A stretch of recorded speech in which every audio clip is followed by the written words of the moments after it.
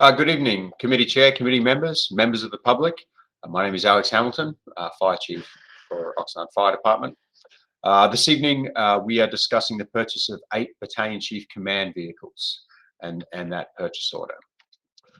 So the recommendation is that the Finance and Governance Committee recommend that the City Council ratify the authorization of the Mayor to execute purchase order 8388 in the amount of $419,673.90 for the purchase of 8 Battalion Chief Command Vehicle chassis through the National Auto Fleet Group.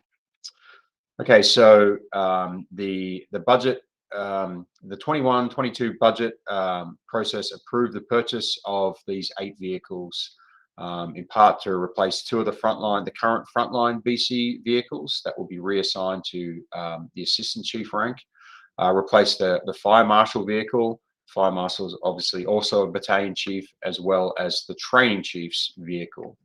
And then additionally replacing a battalion chief vehicle that was unfortunately removed from service after an accident earlier this year. And then we're actually expanding our fleet by 3 vehicles. And this, as you may have picked up on already, is actually ratifying a previously signed purchase order. So just to explain that a little bit, unfortunately, due to an incredibly tight deadline that we received late notification on, we really needed to, we worked within the purchasing guidelines for the city to have the mayor sign that PO, and now we're coming to ratify that agreement.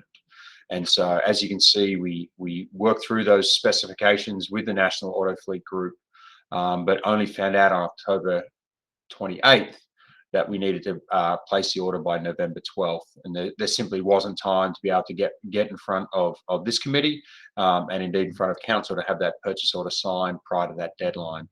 And if we didn't make that deadline, as you can see, we would have been waiting an additional 12 months for those vehicles.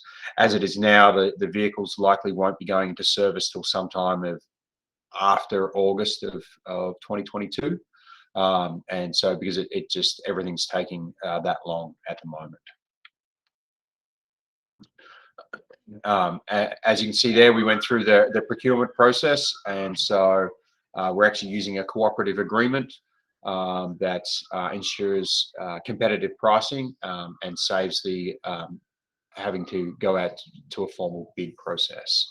And you see there the cost of those 8 vehicles is, as previously mentioned, just under $420,000. As I previously mentioned, in this year's budget, this fiscal year's budget, we did receive an allocation of $960,000 for this purpose. And so the initial cost of those vehicles, as I mentioned, is just under $420,000, with a balance of that $960,000 going to the upfitting costs and ensuring it has the correct radios and other equipment that it would need to function as a command vehicle. And with that, I am open to any questions that the committee might have. Thank you so much for your time.